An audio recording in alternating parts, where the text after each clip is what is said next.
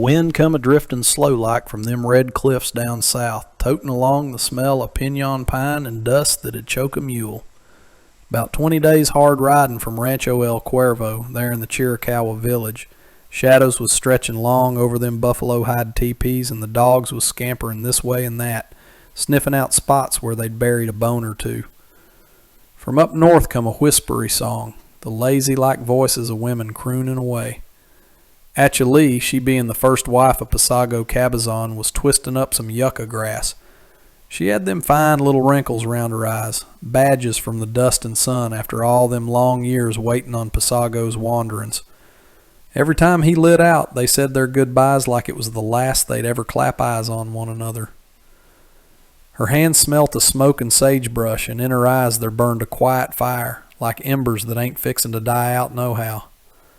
Round her, the women folk of the tribe was workin' in hush, rubbin' them buffalo hides with ash and melted fat.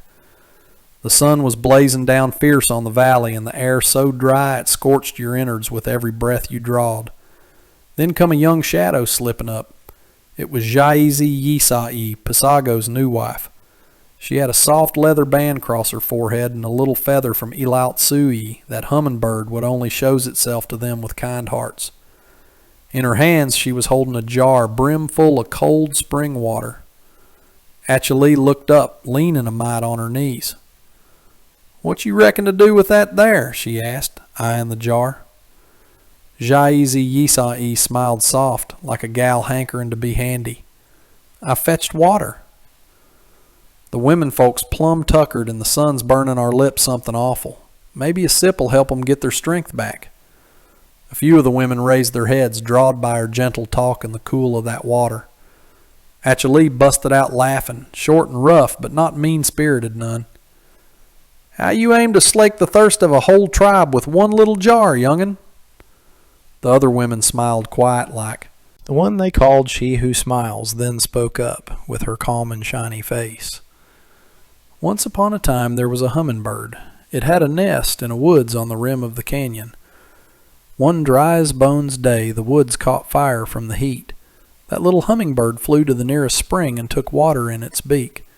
It come back and spitted on the blaze, then hustled back to the spring. The big old mountain lion was waiting there, looking down his nose at the hummingbird. 'What you doing? Trying to douse such a monstrous fire with your puny beak full of water?'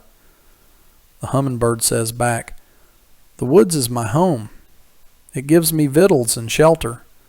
I grew up here, my folks grew up here, and my young'uns'll grow up here too. I'm doing my share.' Hearing that, the Great Spirit got touched by the hummingbird's pluck and sent a mighty rain what put out the fire in the woods." A hush fell over the bunch of women. Only the wind was rustling through them hides pegged out to dry, and the fire crackled slow, like an old heart still thumping along. Jaizi Yisai was still holding that jar in her palms, not blinking a wink. Round her the women was looking different now. Not with funnin', but with a still-like wonder, as if that yarn was a prayer they'd forgot and was just now recollectin'. Atcha Lee dropped her eyes to the yucca grass in her hands and, for the first time, felt ashamed. Not for what she'd said, but for jumpin' to judge so quick. In the young gal's eyes she seen not just a girl's grin, but the glow of a woman what already carried the canyon's wisdom in her soul. She got up slow, wiped her palms on the buffalo hide, and said soft, "You talked like an elder what's seen a heap of springs." Jaizi Yisai smiled again, true modest-like. "I just told the tale my pa told me when I was a sprat." "Sheil Hastin, your pa, left you a gift better'n a horse or a gun," Atcha Lee said. "He give you the word what mends hearts." An old woman with gray hair plaited into 2 thick ropes come near and poured a dab o' water from the jar over Atcha Lee's sun-baked hands. "Let the water run as a sign of respect," she said. "Today, us old ones learnt from a young'un what we'd clean forgot, that even a drop o' water can fetch the rain." The other women let out a low hum o' agreement, then started laughing soft, a warm, easy laugh that slid 'mongst 'em like a sister's tune. Achille stepped up to She Who Smiles and laid a hand on her shoulder. From this day, know it. You ain't just Pasago's wife no more. You're one of us. The young woman bowed her head in thanks. Her eyes was a mix of tears in the setting sun's light. Up over the village, Ilautsuui, a stray hummingbird, flitted quick like a silent blessing. Achille looked at it and said low, like to herself, "The spirit smiles through its wings, and sometimes through a gal." Right then, them Chiricahua women knowed why Pasago had took Zaizi Yisanti for his wife. The hawk draws circles where the sky forgets its edge. A snake writes verses on the canyon's bleeding ledge. The jackrabbit drums the earth with sacred fear, and the wind carries whispers only dreamers hear. There is no fence in the land of sun and thorn, only shadows where the bison once were born. The mountain lion drinks moonlight from a stone, and each hoof print fades like thoughts never known.